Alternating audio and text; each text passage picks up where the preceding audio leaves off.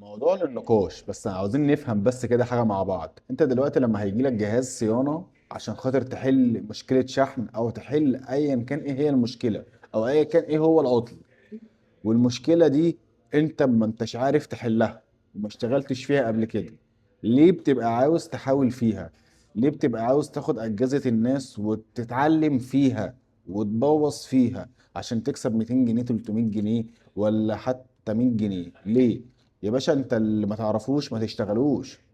بتعمل حاجه جديده او في عطل جديد جاي لك ما اشتغلتش فيه قبل كده، قول للعميل لا والله يا فندم مش عندي، لا ما بشتغلش فيه، لا مش عاوز يبقى شكلك وحش، قول له والله طب ثواني هشوفه لك، لا والله يا فندم طب قطع الغيار مش متوفره. الكلام ده كله احسن ما تاخد فلوس بطريقه مش صح ومش بما يرضي الله، وفي الاخر الجهاز يبوظ منك. يعني انا لما يجي لي جهاز شاومي ريدمي 9 تي، جهاز فيه مشكله في الشحن، الجهاز فيه مشكله في الشحن، طبعا امثله كتير بس انا لما شفت المنظر حبيت اعمل الفيديو ده.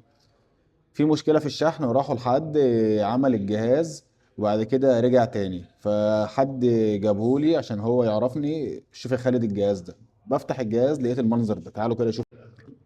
ايه ده؟ عاوز اعرف بس ايه ده. ده والله العظيم ثلاثة، مش مش منظر. طبعا البصمة مقطوعة، الله اعلم هي مقطوعة منه ولا لا عشان بس ما اظلمش حد. بس ايه ده؟ الجهاز انت ايه يعني، واخد تعويضات؟ واخد تعويض من فوق لتحت؟ ايه ده؟ ايه المنظر ده؟ ايه السولوتيب ده؟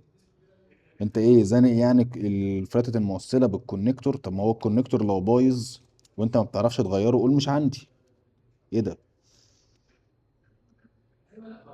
يعني ده بالله عليك مش حرام؟ ما هو العطل في حاجة من الاتنين، يا اما فلاتة الموصلة فيها مشكلة عشان انت مغيرت السوكت، السوكت سليم، يعني في مشكلة عندك في اللي الجهاز ما بيشحنش والجهاز شغال، يا اما فلاتة الموصلة فيها مشكلة، يا اما الكونكتور اللي على البوردة فيه مشكلة. غيرت موصله ومش شغاله، خلاص ما تغيرش بقى، مش عارف تغير الكونكتور قول مش عندي. انما المنظر ده والله العظيم حرام يا جماعه، حرام والله اللي بيحصل في اجهزه الناس ده حرام، عشان تاخد 200 جنيه وتحل الموضوع بالشكل ده.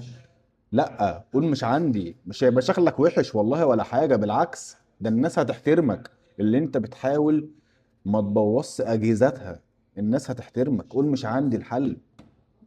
خد بقى من ده كتير، خد من ده بقى واحد بيعمل حاجة أول مرة يعملها ويبوظ حاجة تاني ويحاول يلصمها، خد من ده كتير يا جماعة. اللي ما بيعرفش يعمل حاجة يقول أنا مش عندي، عادي. أنا والله في أجهزة كتيرة أنا نفسي ببقى أول مرة أشتغل فيها خايف أعملها تبوظ حاجة فيها، بقول لا والله يا فندم ده مش عندي، أو يا إما باخده بوديه لحد هو اللي يشتغل فيه.